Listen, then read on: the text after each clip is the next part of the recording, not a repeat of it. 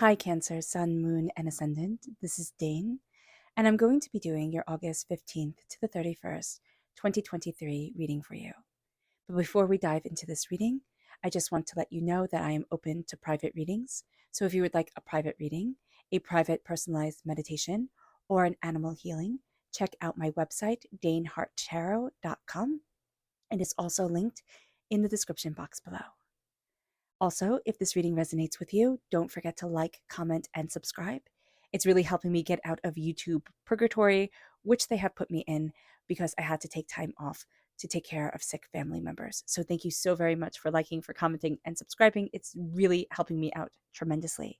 And if you're interested in any of the cards that I'm using, they will all be listed in the description box below. Now, before we begin this reading, let us clear the energy space, raising our own energy vibration and releasing any negativity. This cleanse and meditation will be accompanied by a loud sound. So take a nice deep breath in, exhaling whenever it feels comfortable for you.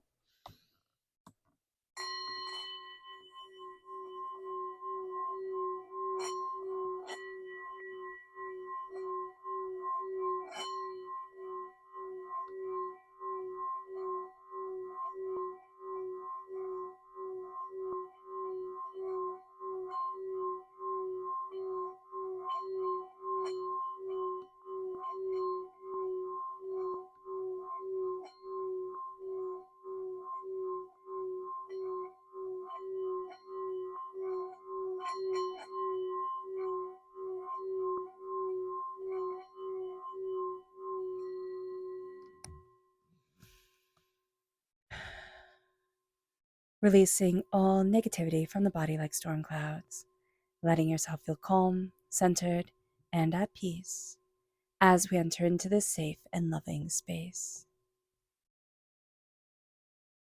So let's see here, Cancer, the energy we need to be mindful of during this time. Angels and spirit guides, show me clearly. Guide this reading and show me clearly, angels and spirit guides. This is the Seven of Cups. I always think of this card like Narcissus, right? Just gazing into the water, not looking at the cup that he has right here, right now, but always the daydream of what could be, what could be, what could be. And Narcissus, of course, that's where we get the word narcissist from, because he was so in love with the image that he saw of himself in the water that he wound up drowning himself because he was trying to go after the pure perfection of him. So I always think that is a very ironic, very funny story, like dark humor story. So here, just be mindful. We're going to miss out on what's right next to us because we're always thinking about, oh, what could be, what could be, what could be. And it's like, no, look at what's here right now. Like, look at what's here right now. Let's see what Spirit has to say. Angels and Spirit guides, show me clearly. Guide this reading and show me clearly. Ooh, okay. So here we go. Oh, just a few. We have compassion reversed, so we're not being very compassionate with ourselves. We have luminous and gratitude. So knowing that we have to be compassionate with ourselves is going to be super, super important. And also knowing that we're not being compassionate with ourselves is astoundingly valuable. Luminous. During this time, there's a luminosity, a glow, a brilliance to us. We'll find it in short spurts, but it's making the most of it. It's tapping into our energy, ourselves, and what we desire, but it's letting ourselves shine. Let yourself shine during this time. Gratitude. Now,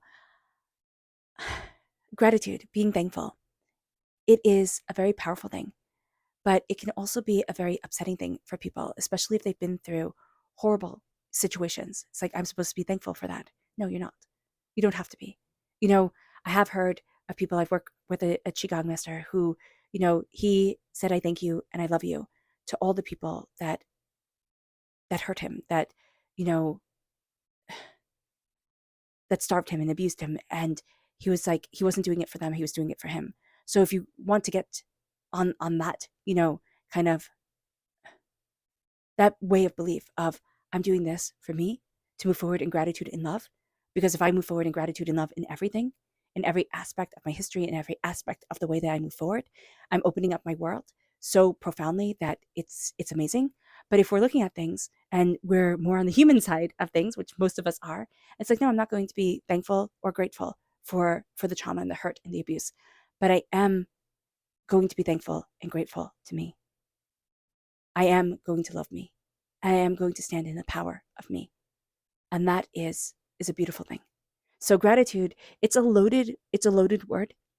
Grateful to our ancestors. Some of us, we don't want to be grateful to our ancestors, and that's cool. That's okay. But grateful and gratitude, however that manifests in our lives. If it's like, I can be grateful for the earth that I stand on. I can be grateful for the air that I breathe. Start off with things that resonate true for you, and you can find that doors will open as time goes on. And if you don't want them to, they don't have to.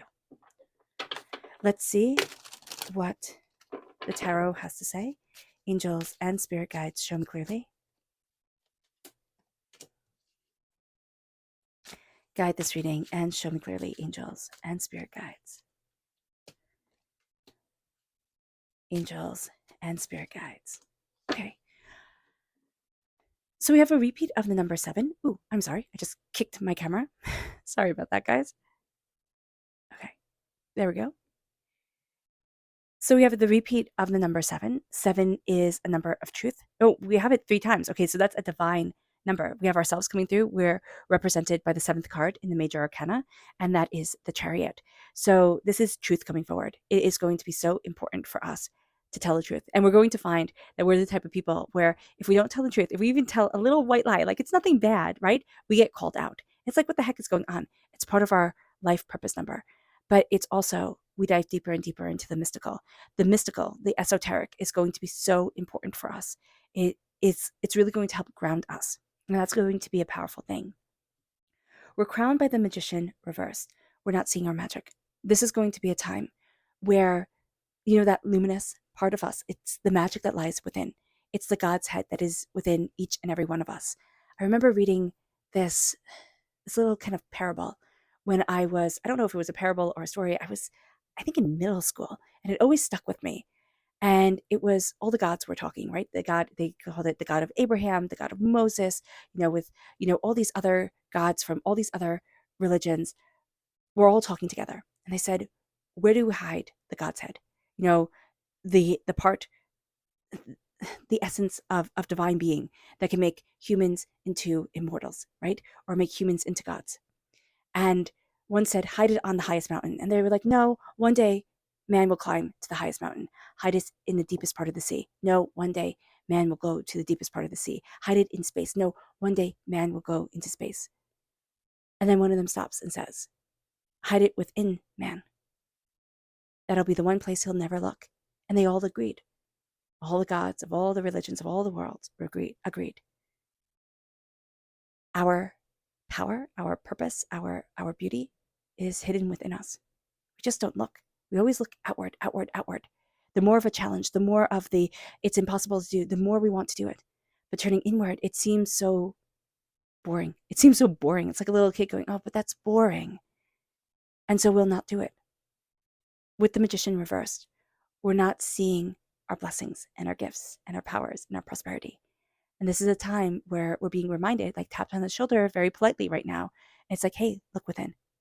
Because there are going to be things that happen during this time that force us to look inward, to force us to see ourselves if we don't start connecting with what we love and who we are and what we want and our powers and our grace and our knowledge and our heart and our prosperity. And it moves us to 9 of Pentacles reversed. Just like the 7 of Cups warns us, we're always looking right now at, the over there, the past, the future. Those are much more real to us than the right now. The right now, either we're not happy with it or it's boring. It's not what we want it to be. And Spirit is saying to us, be mindful, stand in the present. That is going to be the hardest thing for us to do, to stand in the present, to be here right now, showing up for ourselves.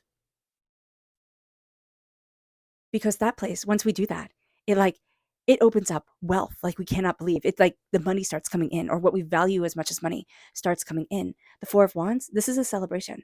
This could be a marriage because obviously they're dressed in wedding clothes, right? This is a marriage right here. But this is a celebration as powerful and life-changing as marriage is. So here, it is being able to celebrate your life. This can also be moving house, new job opportunities. This is the doors opening, and this is celebrating. This is us celebrating change, prosperity, success, bounty, abundance, beauty.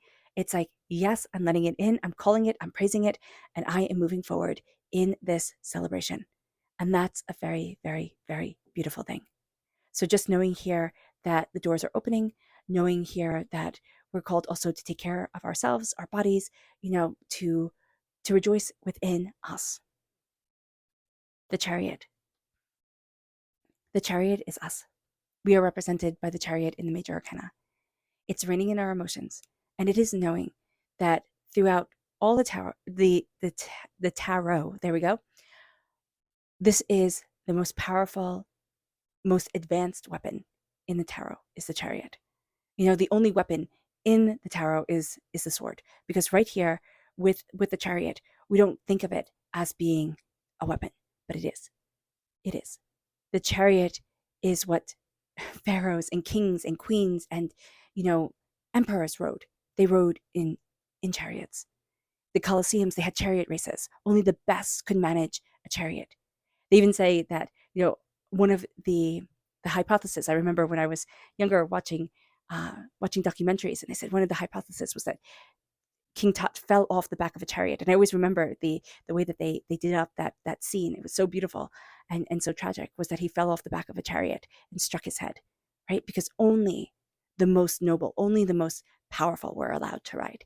And so here, it's knowing that within our spirit, only the most powerful, only the most noble are allowed to ride the chariot. But the chariot, if we're not prepared, can absolutely get out of hand and get the better of us. It can be just wild horses pulling us along.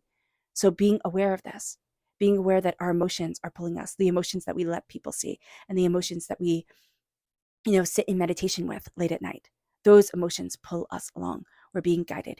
We're being guided by our hearts and what we desire. But our emotions play such a powerful part in our lives, Cancer. And so this is being very aware of our hearts, what we feel, what we love, what we desire, what we're opening ourselves up to, what we're closing ourselves to, where we want to be. And it moves us to the Seven of Wands. We're coming to realize that we've spent so much time fighting. The Seven of Wands is not everything has to be a battle. We've spent too much time fighting. And it's very interesting because Cancer is all about love. All about love. And yet, we spend so much time fighting. But it's also, Cancer is also the fear that moves us towards love, right? The battles that we have to overcome in order to embrace our love. So it makes sense that we've spent a lot of our time fighting, in fear, overwhelmed. And now it's saying to us, do we still need to fight? Does everything need to be a battle, cranked up to 100? Or can we step back and move forward in peace, move forward in love, move forward in harmony, saying, I will fight for myself when I need to. This isn't saying being a rug and let everybody walk on you, but I will fight when I need to. But I'm also moving in grace with myself, and I'm not wasting my energy on fools. Don't waste your energy on fools, Cancer. Our subconscious energy to be mindful of is the Hangman. Be mindful that you're seeing things very differently during this time frame than you will have seen things before. It's not bad. And it doesn't mean that you've wasted your time either. You're going to be hard on yourself. Oh my gosh, if I only knew this sooner. It's like, no, it is what it is. And it's okay. You're seeing things differently. Be mindful that changes the way that you react to things. And be mindful that you're going to be hard on yourself because of this. Our subconscious spirit message is balance reversed. We have to get back into balance. We don't want wild horses pulling us along. We need to get back into balance. And we need to make balance, especially with us in nature, a priority. It brings us then to our subconscious tarot message. This is Temperance. This is Sagittarius energy. This is Temperance reverse. So it's not speaking truth. Temperance is all about truth, but it's also not being in balance. Seeing what is out of harmony in our lives and in ourselves, and embracing our harmony, embracing our grace, embracing what we love. And it's also really embracing the truth for us, saying this is what's true for me. This is what I need. This is what I don't need. This is what I love. This is what I don't love. Others don't have to get it. It's not their life. That's okay. We can also be having difficulty with the Sagittarius or a time frame, November 22nd to December 21st, which is the Sagittarius time frame. All right, Cancer. I hope this reading has resonated with you. I wish you nothing but light, love, peace, and happiness. May harmony always be with you. I am sending loving, healing energy to each and every one of you. I love you all, and stay safe. Let's end this reading with a meditation, a clearing away of negative energy, a raising of our positive energy as we embrace the power, intensity, and beauty of this time and of ourselves. So take a nice deep breath in, exhaling whenever it feels comfortable for you.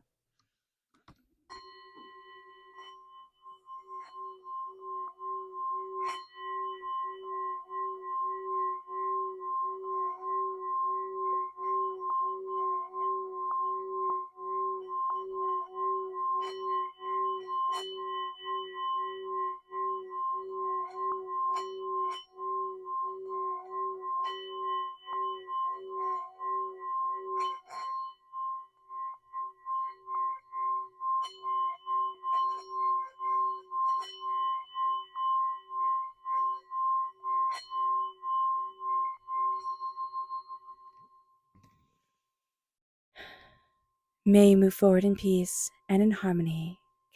Cancer, may blessings and prosperity always be with you. I love you all. God bless. Bye.